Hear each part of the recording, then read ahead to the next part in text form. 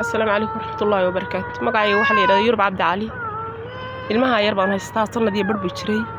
Waa ilmo yar oo xanuunsanaya oo waxba laga qaban kari waayay. Wax daryeelay iyo maxaan ku raadayay wax aan haysan wax hanti oo meel lagu geeyo. Ilmaha yar wax xanuunsanaya oo qaylinaya cuntadana ma cuni karo. Dhakhtarku wuxuu yiri ilmaha yar bilaas jukiin buu saako noqday. Dabeetana jirka oo dhan wada jilcay oo dibcay. Halkan waxba laga qaban karo. Ilmuhu sanadii wuxuu jiray sanadii bar buu jiray. Ana ilmaha yar oo miskiinka muuqanaya 5 bilood inuu jiro. Cunto looma geeyo ma cuni karo. Mana aamus harkii habeenku waa qaqliyo waa soo jeeda waa la hayaa dhulka lama dhigo. Dhulka hadii la dhigo qaylinaya uu isxagaraya wajiga iska diiranaya. Mana aamusayo.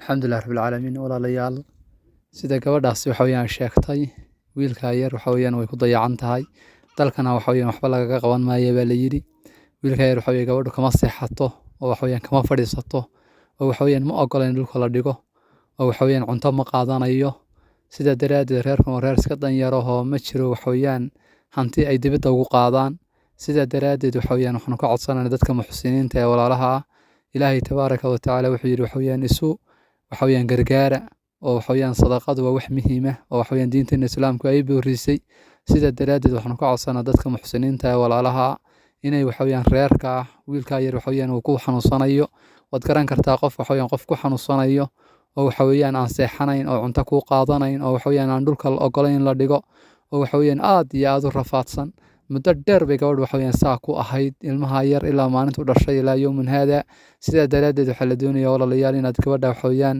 wixii awoodin qof walba ilaahay tabaaraka wa tacaala wuxuu hortiisa dhiganayo waxa weeyaan waa waxa maanta aad bixisid oo wax waxa weeyaan qiyaamaha iyo maalinta aakhira waxa weeyaan ka horeeya weeyaan waa waxaad hanti ku leedahay adduunkan aad ku leedahay waxa weeyaan waa waxaad bixiso sida daraaddeed dadka muxsiniinta ee walaalaha waxaan ku codsanaynaa reerka la caawiyo oo reerka waxa weeyaan la garab istaago oo ilmaha yar waxay dibadda ugu qaataan ama waxa weeyaan dhakhtar weyn lagu geeyo in waxa weeyaan ay walaalahood waxa weeyaan garab ku soo siiyaan ayaanu ka codsanaynaa walaalayaal